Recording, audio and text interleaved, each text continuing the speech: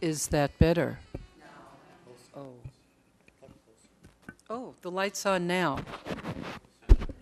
Okay, we got it. All right, we'll have a motion to excuse Councilmember Deaton for a family illness. Do I hear a motion and a second? Who made the motion? Motion to, Motion, second. Okay, all those in favor to excuse Councilmember Deaton? Okay, 4-0, 4-0. Okay, the next item on the agenda is oral communications.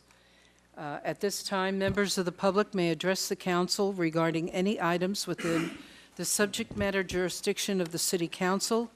Pursuant to the Brown Act, the council cannot discuss or take action on any item not on the agenda unless authorized by law. Matters not on the agenda may, at the council's discretion, be referred to the city manager and placed on a future agenda. Those members of the public wishing to speak are asked to come forward to the microphone, state their name.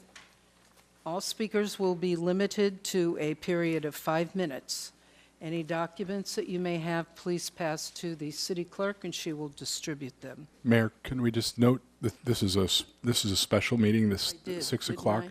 This is, public comment would be only for the item on the agenda, Okay. not items off the agenda. Okay. Thank you for clarifying that then.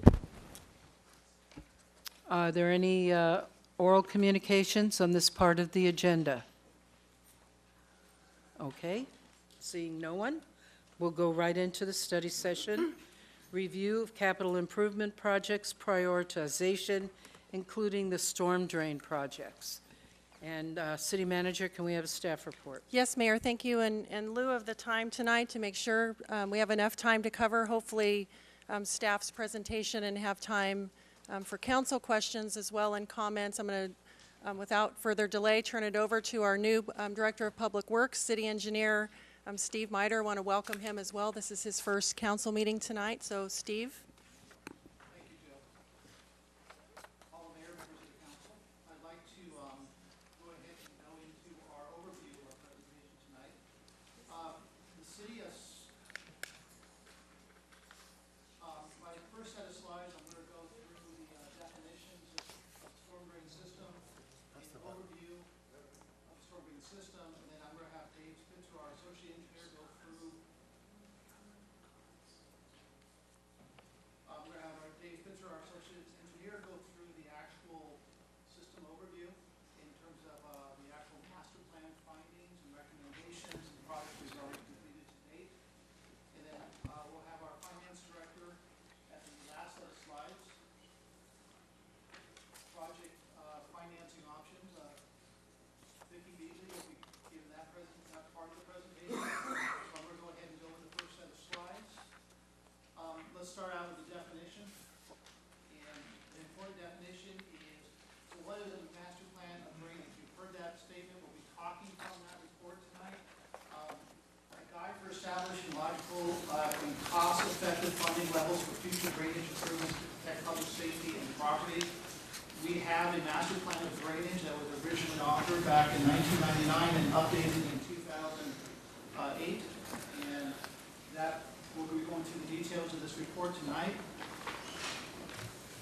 So I wanted to kind of start out with just a kind of an overview of storm drain elements. So we have the hydrology and hydraulic analysis, the master plan of drainage. That's an important tool. And what that does, establishes boundaries for watersheds and amounts of water runoff that can be anticipated using a given flood protection criteria. And that's where we start, and we establish the flows, and then we use the criteria. The criteria we use is based on Orange County flood control, which is criteria that must be factored in. And then from there we have the element, stormwater runoff conveyance. Those are the types, open channels, the way to actually convey the stormwater runoff to the pump stations, street gutters. And I think the streets are important because streets are a component of the drain system and gutters, and box pipes and box culverts. We'll be talking about those tonight.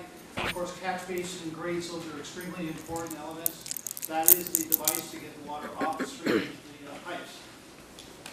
Of course, stormwater pump stations are not always required in some cities, the low level cities such as beach cities or in Orange County. We have to get the water out of the watershed into the receiving body, which happens to be the San Gabriel River.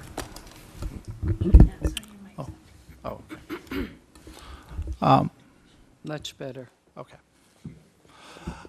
So the stormwater pump stations, we have 2 pump stations here. And of course, pump stations are a critical component in that we have a system that's relatively flat. And we have to move the water or convey the water out of the watershed into the receiving body. So that's why our system, we have pump stations and we are going to be analyzing them. So this is the type of improvements we'll be talking about tonight: pump station improvements, stormwater pipelines, open channels, capacity improvements, and catch basins. Those are the elements I just described. Again, it's all tied back to the conveyance of stormwater out of the watershed and based on criteria. So let's define, you've seen this term a lot. What is a 100-year flood? Flood that has a 1% chance happening independently each year.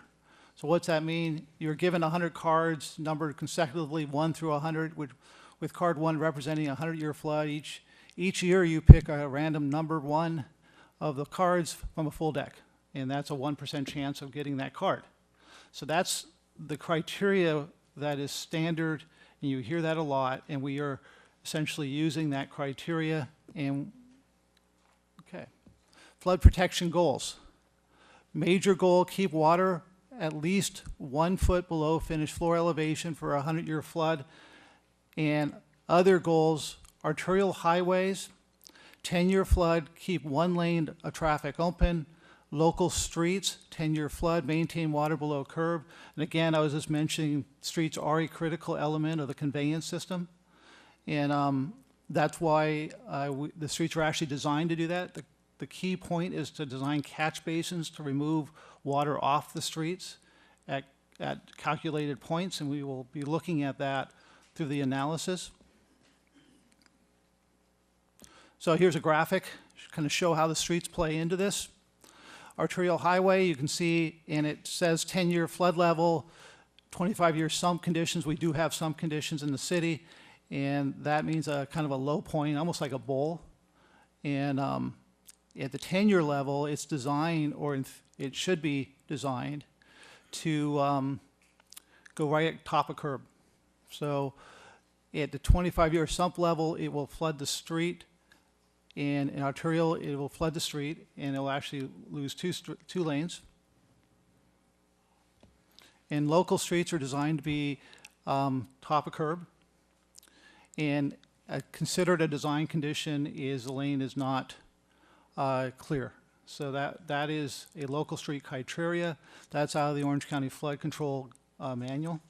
And that's how our water master plan is, our drainage master plan is designed with that criteria. So at this point, I'm going to go ahead and give the presentation over to David Spitz, and he will go through the maps and the projects. Thank you, Director Miter. What I'd like to start at this point is kind of going through some history and the Seal Beach's infrastructure as it relates to storm drains. And I apologize for some who've been here for the last couple of council meetings. I'm going to say some redundant things, but I just want to go through the whole system just to let everybody know what's in the city currently. So this is from our master plan. It's an entire map of the city of Seal Beach. It's on a large scale right here, so it's tough to see the individual storm drains and catch basins, but you get to see a lot of the federal channels. For instance, there's one that cuts across Leisure World. There's a county flood control basin and pump station right about there, the purple triangle. These are a lot of the systems that are owned and operated by either a federal agency or a county agency, and not necessarily the city. Looking at some of the local areas, this is our Old Town and Hill, and this will show your different colors reflect your different watersheds. So basically, if it rains in a certain color, it'll all drain to a certain point, generally the same area. For the east side of Old Town to Hill, most of it drains to the county pump station. For the west side, a lot of it drains to West End Pump Station, some drains right to the San Gabriel River, and other locations might drain straight to the beach and then the ocean. Here is College Park East, again showing some of the drainage tributary areas in different color. In College Park East, a small part of the neighborhood drains straight to the Bolsa Chica Channel off here to the east, and the majority drains to catch basins and underground pipes, which bring it to the golf course, and then eventually down this federal flood control channel and out to the San Gabriel River. And this shows College Park West. Similar, they have a couple of catch basins here in the southern part of the neighborhood, which drain to a channel and then to the San Gabriel River.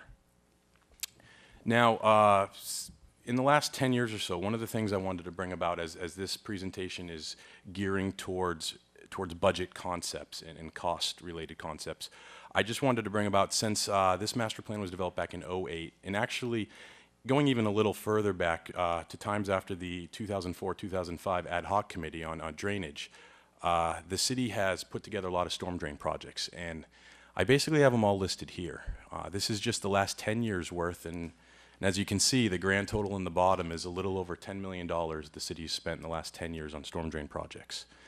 And some of them are very familiar, whether it be off Candleberry or Electric Avenue or in Bridgeport areas. And I put a couple of maps up just to give a good idea of where some of these projects were. In College Park East, we have some projects right there off Candleberry and Ironwood to Lamson, and then the property purchase for future storm drain piping to the golf course up here off Ironwood. If we show Old Town in the Hill, we have on the east side a couple of projects. One of the big ones was the Electric Avenue storm drain project, and we've done some projects on both Navy and city storm drain systems along Seal Beach Boulevard, which is one of the outlet areas to the Anaheim Bay to get the water off our city streets and into the ocean. And then on the west side of Old Town and the Hill, we have some projects that were done up by West End Pump Station, including back in 2007 when they rebuilt the pump station. This was the Bridgeport storm drain pipes that I believe were just completed about 3 years ago. And this one represents some piping that was done off Corsair, I believe about 10 years ago. Now that's kind of the history. That's what the city has for infrastructure. As we've mentioned many times, it's lacking for the city's needs. For storm drain design systems, you typically try and design for 25-year storm events, and we don't necessarily have the protection we need everywhere, whether it's just from aging infrastructure or just, in essence, needing more than we have. And these next couple of maps are also from a master plan of drainage, and I've shown them in past meetings, but they go into basically all the necessary projects to bring the city up to full storm drain protection capacity for a 25-year storm event. And how the master plan identifies them is through priorities. And you'll hear the word priority a couple of times, but under the master plan of drainage, when we say priority, we just meant which projects you should do first, which ones you should do second, and which ones you should do afterwards. So if you had to order them from project 1 to 100, you do the higher priority first, and so on and so forth. The higher priority, according to the master plan, are in red. In red, like a couple up here by Marina Drive, Electric Avenue, more Electric Avenue, more Marina. When they're in purple on this map, they're the medium priority, and green are the lower priority. Basically, they're kind of like you build the downstream structures first, and then you work your way upstream, and that's in essence how these are laid out. They would be the downstream bigger structures first, and then moving upstream to the smaller, and then eventually to the furthest upstream, which would be the smallest pipes. Similar map showing College Park East. Again, you have your higher priority, which would be at the exit points of the neighborhood. Medium priority would be leading to those projects, and then the lower priority would be in the highest elevation areas of the neighborhood. And here is College Park West, again, showing future storm drain project needs for the neighborhood. Now, in our 2008 Master Plan of Drainage, we identify all these projects that are in need, and we place cost, basically a budget number that if we were to construct the project, this is roughly what it would cost to do. And if you total them all up, all high, medium, and low, and you total up the different neighborhoods where these projects would be located, you can see the grand total, and again, this is 2008 dollars, it's 85 million. That's the grand total of all the city's needs for storm drain projects back in 2008. Just to show you what that would look like right now, 2017, $105.8 million to do all the projects that are identified in the city's master plan of drainage. It's a big number, I realize, but it's also showing basically everything that would need to be done at a certain point. Now, how it relates with the rest of the budget.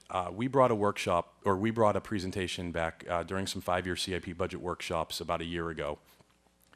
And the point of this workshop was we were looking at water projects, and we were looking at the pier at the time and seeing how we could fund those very intricate and very large projects. And so what we did is we started identifying different projects in the city's overall scope of CIPs. When I say CIP, I mean capital improvement projects. And that includes doing street projects, sewer projects, water projects, working on parks, working on your traffic signals, your pier, the beach, basically everything, fleet, building and facility maintenance. Our CIP budget kind of includes all projects. So back in 2016, we also we used a similar concept of high, medium, and low priority. And when I say high, medium, and low as far as the budget was concerned, those were projects that either needed to be done right away within the next couple of years, we called those high. Whether they needed to be done in about 3 to 7 years, we called those low, medium priority, or projects that could be put off depending on funding levels, and or at the discretion of council, they could be bumped up or bumped down, and we called those low priority. Oh, there's the discussion of that. Looking at them individually, we broke out all the projects. Now, I'm not going to show you every single project. We had an 80-page PowerPoint presentation last time, but I just wanted to bring the summary tables before us today. This showed a breakdown of all the projects we identified as high priority in their funding, different funding areas. So you got your general fund, which would fund certain projects, and there's actually a couple of storm drain projects in that funded section of the general fund. There was some work on some computer systems, we call them VFDs, over at West End Pump Station, and there's a project on the budget to potentially build a sump area and a pipe system at the beach at 10th Street parking lot. But this takes into account all our high priority projects. This spreadsheet takes into account all the medium priority, and you see a lot of unfunded projects. Now, a lot of that are from facility and building needs. They're from fleet purchases. They could be in basically anything that the city's general fund would fund for the city. And then lastly, this is the big one. This is our lower priority and or unfunded project list. This is just every single capital project that the city may need either now or coming up or in time, labeled by different funding sources. And the big number to point out on this one is the 120 million of unfunded. That includes the roughly 90 million of 2008 dollars for storm drains. So there's a lot of potential projects that are located in this funding group that we laid out. And to put it all together, this is a chart that basically takes all the projects. Without going through the whole thing, the bottom line number to look here is $191 million. Funded, unfunded, high priority, medium priority, low priority, whether they're sewer projects, water, storm drains, street, you name it, that's the project list for the city. It's a very, very high number. Obviously, we can't tackle it all right away, but this kind of outlines all the future needs of the city for infrastructure. And the next part of the project is where we'd like to go into some financing discussions, and I'd like to turn the discussion over to Vicki Beatley, our finance director. David, maybe before we do that, council, is there any questions of staff based on the presentation before we move forward to financing options? No, I think financing is most important here.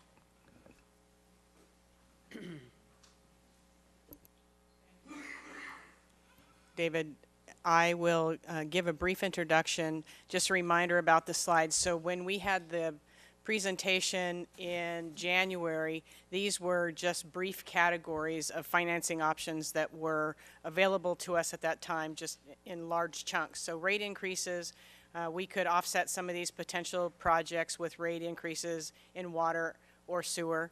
There's no rate increase on the table right now, and we are in the midst of doing a water rate and sewer rate study. Grants, and by grants what we mean is if there's some lower cost financing that's available through mechanisms from the federal government through the state or from local governments to other local agencies. And then of course bonds and loans. And before I introduce our financial advisor, I'd like to highlight 3 points. So you've been given a lot of information by both Steve and David tonight, and the costs, as you can see, are fairly tremendous. So what we need to do is determine which projects we can afford and which financing tool is best available for those projects, and then how do we get the money. And so with that, what I'd like to do is introduce Anna Sarabian, who's a principal from Fieldman Rollap, who is our financial advisor of record. And Anna's going to go ahead and walk us through a presentation. The first part of the presentation is going to take into consideration what we discussed at the January workshop briefly in the water and sewer projects. And then the last part of the presentation, she'll finish up with options for storm drain funding.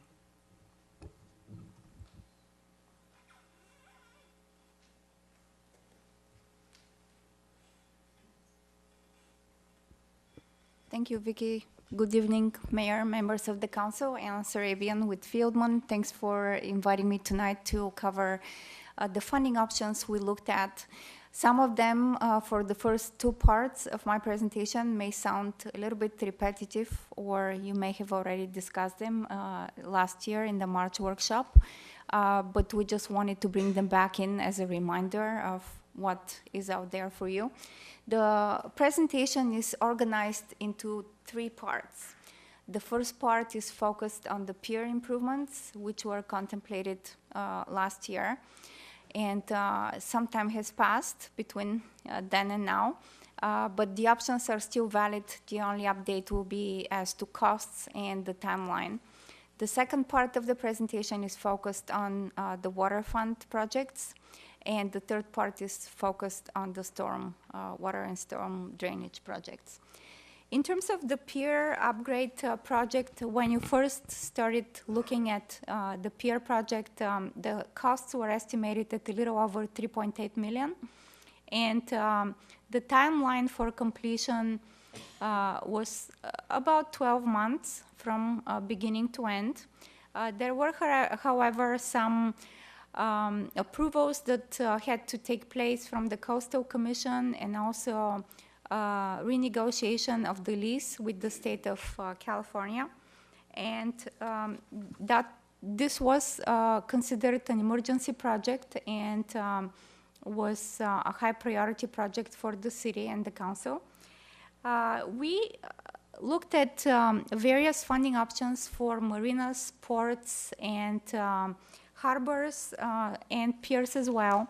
And there were a few state programs that are offered. However, those were tailored mostly for cities and local agencies that had revenue-producing marinas or harbors, such as, for example, the city of Monterey, which is currently the beneficiary of State Department of Parks and Recreation Division of Boating and Waterways loans. There are also a few entities such as Huntington Beach and Long Beach, which can issue marina revenue bonds or harbor revenue bonds. And again, those financing mechanisms need a revenue source to pledge as the repayment source. And the city of Seal Beach does not have those revenues being produced. What you have is the Tidelands Fund, which is based on revenues produced by the pier operations. And in your situation, a potential funding option is the issuance of lease revenue bonds. Those are secured by the general fund, and they are issued through a joint powers authority, which the city currently has in place. It's a joint powers authority formed by the city and the former redevelopment agency. The lease revenue bonds are secured by the general fund, but the Tidelands revenues can be pledged as well, and will be pledged if that's a funding mechanism the city wants to pursue. And you will need to have an asset, an encumbered asset to pledge as collateral for the lease revenue bonds. This is similar to some of the financings that the city has already done in the past. Depending on the dollar figure and the final dollar amount of the project and useful life of the assets, you can determine which is the best course of action, negotiate a direct placement with a bank or a financial institution, or issue bonds through a public sale. The key here is that the city council cannot go ahead and issue lease revenue bonds by itself. You need to use a joint powers authority. And with the Dissolution Act, which was adopted a few years ago, former redevelopment agencies, or now called successor agencies, are going away a year after the last bond issue for such successor agencies in place. In your case, you have the 2002 Series A bonds, and their final maturity is September 1 of 2023. So what this means per the Dissolution Act, your successor agency will terminate its existence 1 year after September 1st of 2023. So if you were to rely on a funding mechanism that requires you issuing bonds through a JPA, you will need to form a new JPA, because this one will only last you through 2024. And so there are two ways to go about this. The first way is you could amend your existing JPA to remove the successor agency and add another party. However, this would require an oversight board and a Department of Finance approval. And as you know, I'm sure from dealing with the DOF, that's a time-consuming process. The other option is to form a new joint powers entity. And it's my understanding that the city is considering that approach right now. And the best partner for that JPA would be the Seal Beach Industrial Development Authority. This method has been used by a few other cities, quite a few cities, most recently by the city of Brea as well. And so what happens is you form the Industrial Development Authority and use that as a partner to form this new JPA with the city. It's an easy process. You just require an adoption of an ordinance, which becomes effective 30 days after the second reading of the ordinance. And then a resolution is being adopted to approve this new JPA agreement and the execution of the agreement. In terms of the method of sale and the structure of any funding that you might decide to pursue, you need to keep in mind the nature of the improvements being proposed. There is a tax regulation that says that you cannot borrow on a tax-exempt basis for a term that exceeds the useful life of your assets. And so typically, depending on the improvements, most general peer improvements are about 10 to 15 years. But it depends, they can stretch to 20 and 30 years, so that's something to keep in mind. Your borrowing term needs to match the useful life of the assets. It's very important to have finished renegotiating the lease with the state, so you have a certain new lease term, because it will be difficult to borrow if that lease is not in place. And you also need to receive the Coastal Commission approval as well before proceeding. And in terms of the method of sale, again, you can do a public sale. in the marketplace through a negotiated method of sale, or you could do a direct placement with a financial institution. The size is pretty small, so either method could work as well. I know back at the time when we first looked at the pier improvements, there was a discussion about the swimming pool infrastructure need as well by the city. And this was going to up the funding need to a little over 8.7 million. So if you were to add the swimming pool to the project, you could still proceed with the lease revenue bonds.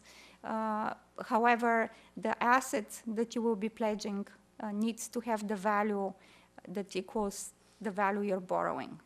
Are there any questions before I proceed to the next part of the presentation? No, I'm keeping up with you, surprisingly. All right, so the next section of the presentation has to do with options for funding your waterfront improvements. And earlier this year, there was a preliminary list of projects that totaled approximately 10.8 million. It's my understanding that since then the project was refreshed, the project list was refreshed, and so it's now approximately down to $10 million. And all these projects, as both Steve and David talked about, they're part of a bigger subset of projects. These are the most critical projects summarized here. And the schedule that was reviewed at the time contemplated construction, bidding and starting construction within 12 months and completion within 3 years from construction start. And why this is important is, first of all, these projects are critical in nature, so obviously you want them completed as quickly as possible. But second of all, for you to be able to borrow on a tax-exempt basis, you need to have reasonable expectation that you will be spending the proceeds within 3 years. So this 36-month construction period satisfies that requirement. We looked at several financing alternatives. The State Water Resources Control Board loan, often called for short SRF loan, the California Department of Water Resources loan, an iBank loan, and finally, water revenue bonds. In terms of the state loan programs, I'm not sure if any of you have talked to any of your counterparts in neighboring cities and water agencies, but there are two major programs that the state offers for wastewater projects and for water projects. And right now, the state has overcommitted its funding for the wastewater projects. So even agencies which were already approved are receiving calls from the state saying, we don't have any funds right now, you'll have to wait. On the water side, there are still monies available, but it's a very long lead process, so if this is a loan option the city intends to pursue, you need to get started earlier. The projects need to fit within the eligibility criteria, and based on our preliminary review, they seem to match that criteria. And the flexibility of the state loan programs is that you don't start paying debt service until the project's completed. 1 year later is when you first start. And if you are considering the iBank loan, which I'll talk a little bit more about in a while, there is an annual admin cost associated with that loan of 0.30% of the outstanding balance. So every year you will be paying that on top of your admin expenses. If you were to think about water revenue bonds, those will be satisfied or secured by the rates and charges of the water system. And again, they can be issued either as public sale bonds or private placement. And the benefit from that funding mechanism is that the city will be in the driving seat and you will control the schedule and the process. When we first started discussing these funding options, our perspective is that the city needs to approach whatever funding mechanism it would like to explore further from a long long-term strategic perspective, not just from the perspective of these projects that you have in front of you right now, but also from the global project list that Steve and David shared with you, and especially focused on the 5-year CIP program. The rates are still very attractive, so regardless of the method of sale or the funding options, you would benefit from attractive, historically low interest rates.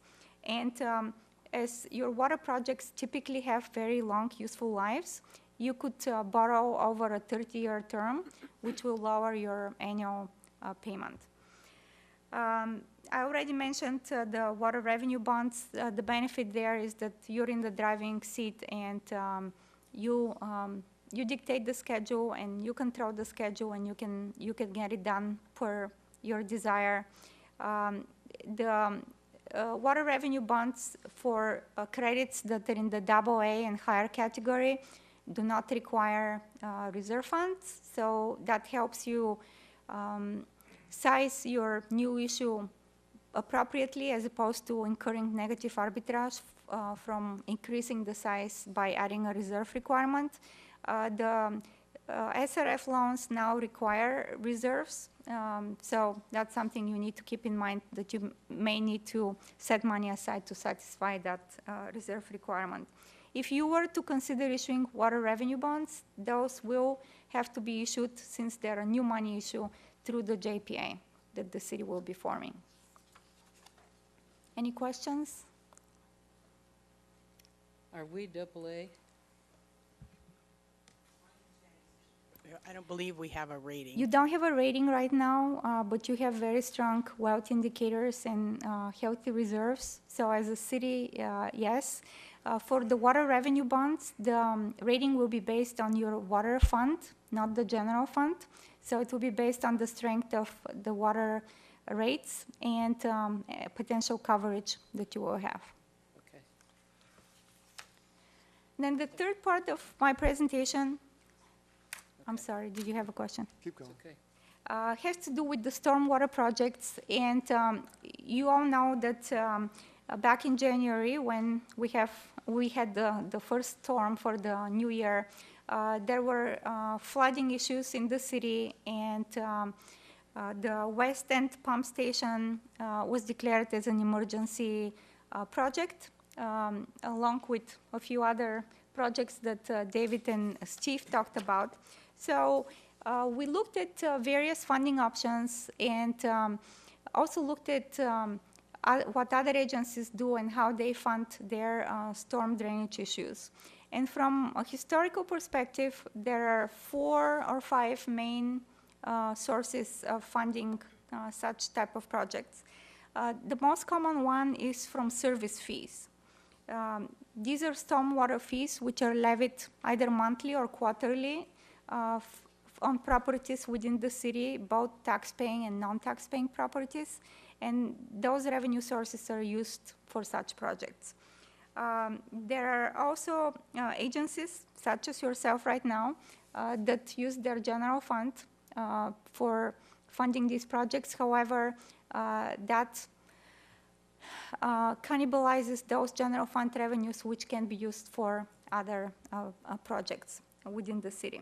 There are also special assessment districts being formed for areas that benefit specifically from the stormwater and storm drainage improvements. There are system development charges, and those are typical for newly developing areas, not like your city, which is fully built out. But the system development charges are charges which are one time upon connecting for new development to the system. And then there are grants and low interest loans. So we started looking at first the lowest cost of funding out there. And there is a new requirement which has to do with the National Pollutant Discharge Elimination System permits, NPDES. It's a very long name. And it was introduced by the 1972 Clean Water Act. And under that act, there are actually grant funds available for eligible projects. However, those grants are only available for stormwater projects which are not required as part of the NPDES permit. Based on our review and research, CO Beach actually, and the NPDES is applicable to CO Beach, so this grant funding is not going to be available to you. We looked at the Clean Water State Revolving Fund loan, and that is available for specific projects like this. And seems like I moved very quickly through my slides. Apologies for that. And that's available for projects like yours and for an agency like your city. And it can go up for 30 years in maturity, so it's a pretty long repayment term, and it's an attractive borrowing cost. And the city could apply for that loan for its stormwater projects. There is also the California Stormwater Grant Program, which is funded by Prop 1 and Prop 84. And there are certain dollar limits associated with the program, depending on whether you're applying for planning purposes, such as a new drainage master plan, or implementation purposes, which is constructing the actual projects. And for implementation purposes, the dollar limits range between $250,000 and $10 million. The only bad news about this program is that there were already a few rounds, and all applications are closed right now. The next round is anticipated in 2018. So you could certainly position yourself, but you need to wait until 2018 for the ability to apply again. The other thing to keep in mind is this program requires 50% match, so you're not going to be able to fund all the projects with that source. But you are eligible for applying if you wanted to wait until 2018. We also looked at the State Community Development Block Grant as another option, and that's available for cities with population of less than 50,000 people and counties with population of less than 200,000. The city fits within this criteria, so you would be eligible to apply. The only trick here is that 70% minimum of this funding needs to go for low and moderate income people. And so to the extent that if you can somehow fit the projects, the priority projects, to prove that they are benefiting such part of the population, you will be able to receive these grant funds. I know you will probably wonder, just like I wondered, what is low income and what is considered moderate income. So the state looks at the median income for the area, and low income is if the income is less than 50% or less of the median, and moderate is between 50 and 70% of the area. Again, you are eligible for this loan, but you will need to satisfy the requirements. Probably the most flexible of all the state options that we analyzed and immediately available, well, immediately means not right now, but at least available as soon as you apply and your application is approved and processed, is the iBank loan. That provides funding to public agencies and nonprofits, and those agencies include cities, counties, special districts, assessment districts, JPAs, and other similar agencies. The loan can go as far as 30 years if the useful life of the projects meets that requirement. And there is complicated way of determining the interest rate. They divide the applications into rating categories based on strong credit, moderate credit, good credit. And they use benchmark rates, municipal market rates, look at how long your loan will go out. For example, if it's 30 years, they will look at the 30-year rate. And depending on your size of the project, population, income factors, and unemployment levels, there are adjustments that occur to that rate. But the rates are still very attractive, and as I said, you could go out 30 years with these projects. And in your case, the pledge right now will be general fund, because there is nothing else to pay for such projects. In terms of summarizing the three main types of available funding mechanisms for the stormwater projects, there are three main types: the state loan programs, the state grant programs, and then other funding options. We already talked about the loan, the state loan and grant programs. They are flexible, but they require a long lead time, and you're not really sure when you will get them. For some of the loans, we discussed that you need to wait until 2018. For the grants, for some you're not eligible. For others, you're eligible if you satisfy the income requirement. In terms of additional reports and costs to keep in mind that for the iBank loan, you will have the additional 0.3% of the outstanding balance due every year as an additional admin fee. And if you were to pursue the SDBG grant, there are additional filing requirements. There is a filing of consolidation plan and an annual action plan that you need to do each year.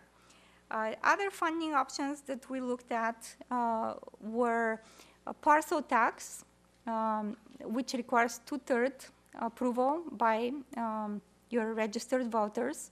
This was recently done actually at the November election by the city of Culver City. They approved successfully a parcel tax exactly for storm drain projects, and they're planning to use the funds on a pay-as-you-go basis. So they will be collecting the parcel tax and using the money on a pay-go basis to go towards these projects. There are also assessment districts that can be formed. Those require a majority approval process, or what we call majority protest process. And if you were to form such a district, then you could issue assessment district bonds to fund those projects. Again, community support is required for those. And the third option, which is typically pay-go, is the service fees that we discussed at the beginning. Any questions? A little overwhelming question. The assessment district that requires a majority vote, now that you establish districts and you would put the vote just to that district? Yes. So you establish the district, and you need to prove that there is special benefit by those owners in that district, and they get to vote, yes. And then the parcel tax, though, is citywide? It's citywide. Okay. Any questions? Just a quick one. Is there any state of emergency declaration financial opportunities? We were hoping we'll find something related to the NPDES funding source, the grants, but we couldn't find anything right now. So it doesn't matter that the governor declared that the last storm was a state of emergency, and We're there's not no financial aware. opportunities? We're not aware of anything right now. There is a workshop for stormwater projects coming up in April in the LA County area. The city where it's being held escapes me right now, but nothing right now that we've heard about. The service fees that you talked about, are those for all the residents or just for the assessment districts? For an assessment district, there will be assessments just for the residents who Right. benefit from the Before that, you improvement. talked about service fees The service fees are for the entire community. or- community, yeah, for the entire city. Those are often charged as part of the water bill or the sewer bill. And there are studies that determine the appropriate level based on different criteria such as elevation and drainage and the improvements. But most typical, it's just a flat fee charged. Any other questions from council? Thank you. Thank you. Wow. I was hoping in one of those there'd be some avenue of funding, but it doesn't sound very promising.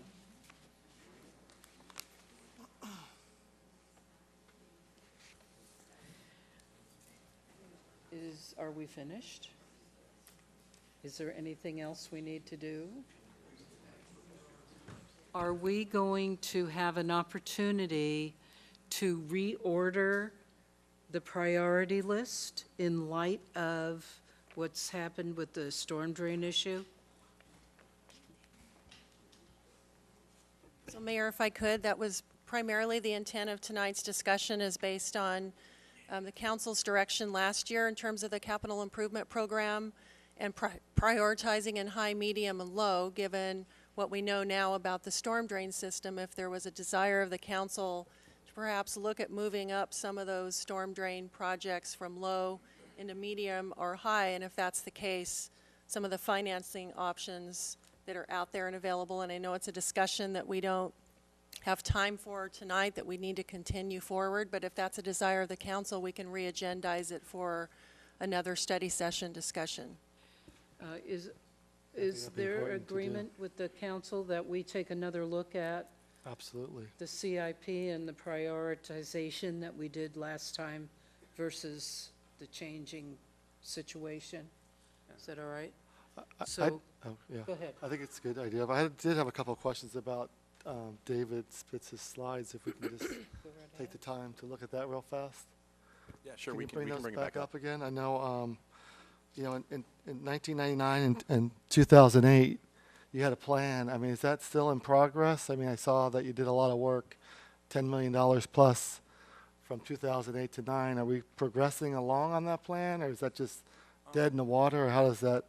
Can you guys hear me okay now? Yeah. Sorry about that. Yeah, they're going all the way back to the 2004. Here,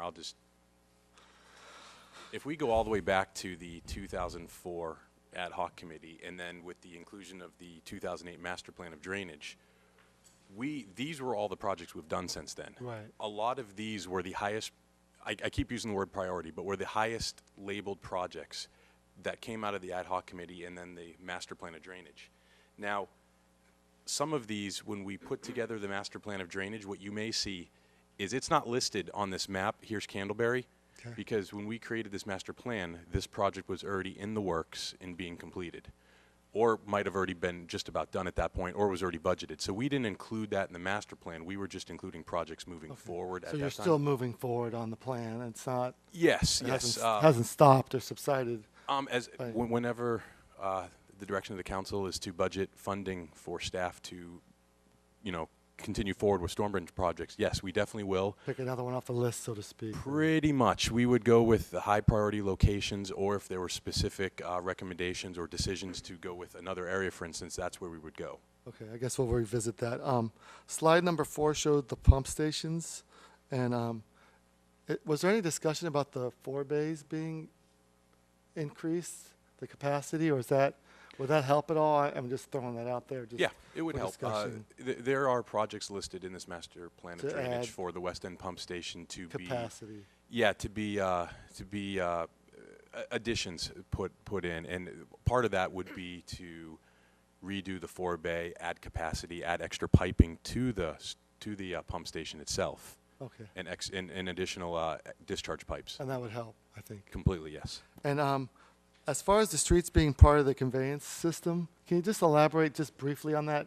Because from what I got out of that the streets act as the storm drain where there's no storm drain. Is that what we're looking at? I mean, I think you have a slide of that too, right? We'll bring that slide up. Yeah, that was that right there, it's really critical to understand these elements all form the system and they all work together. So the streets convey the water down to the pipes, and the pipes are designed, the catch basins are designed at intervals to take the water off the street before it exceeds our goal. And then we have to get that water down to the pump station because we don't have gravity on our side in Seal Beach. We have to pump it over the levee, and that's why those pump stations are so critical. Some communities have gravity on their side. So it's critical, and then the pump stations are critical, but the pipe conveyance system is equally critical. We have to be able to get the water to those pumps. And those pumps are all sized correctly because we've looked at our analysis and we've looked at our protection goals. The pumps are sized for those protection goals, but we have to get the conveyance, the infrastructure is all size integrated, and the answer is, does that answer your question? Yeah.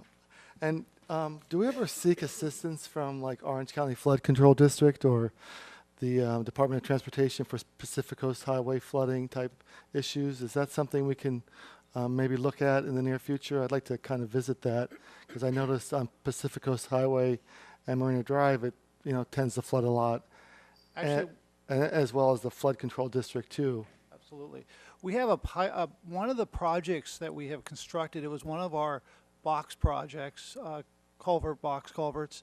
And what you'll see, I use box culverts, pipelines, they are one and the same, but box culverts, we rely on box culverts because our pipes have to be so large because they're so flat and they have to stay shallow, and we can convey more water through a box culvert than a pipeline. The downsides are very expensive to build, as you'll see on the prices. But we do have a box culvert that was built as part of our project, and we already built the first phase. So now we can take that's one of our high priority projects is to build on that, and that will take us toward Coast Highway. Okay. It's already stubbed out and ready to go. So that would be one of our recommendations to council is to let's move forward on the second phase and we can bring it toward Coast Highway and talk to Coast Highway. I think talk to Caltrans as well. I think that's a good idea. Slide 11 real fast. There's like a little island on the bottom right, Sealway. Is the discussion to add improvements there? I can't really make out the red dot there, but I know that the flap doesn't work correctly. It's kind of a low-hanging fruit, so to speak, and it seems like something we can maybe look at. Definitely, and when we bring all this back, we can identify a lot of those projects. There are a couple definitely that may or may not be listed high or medium priority, but could use improvements and could be a lot less expensive than some other projects. So you're right, there are, as you said, the low-hanging fruit. There's some projects that we could do for less cost and improve certain situations. Yeah, because I wouldn't want to forget about that small area especially. And then on College Park East, I know you said we did some projects. It's my understanding that we bought a house recently. Can you just, in a nutshell, just kind of, I think is one of the stars that you showed, just for the public's information? Yeah, sure. When you're talking about the stars, we're referring to this location right here. Going a little more in depth as it relates to the future improvements, in order to convey the water out of College Park East to the golf course, you have to go into an underground pipe system under Lamson. Currently, there's 4 locations for it, off Basswood, Candleberry, I believe that's Elder, and Guava? Right around Guava. There's 2 existing underground storm drain pipes that basically traverse between homes or between properties, and for future needs, they're undersized. So it becomes a very, very, very difficult, if not impossible task to increase the size of pipes between 2 existing houses. So what the city did is they purchased a property pretty much right around here between them, to where what you can do is, again, if we budget that project, is pipe a lot of what would go to these 2 sump locations towards the middle and then out in one much larger system. And we can bring all the necessary conveyance from from these two tributary areas to one point in between. Okay. Thank you. That's all I had. Okay. Thank you very much, staff. You did a great job. And we'll be seeing this item on the agenda maybe in the next month or two. And we will adjourn this portion of the meeting and reconvene. How about 10 after 7 or so? We'll convene the City Council meeting.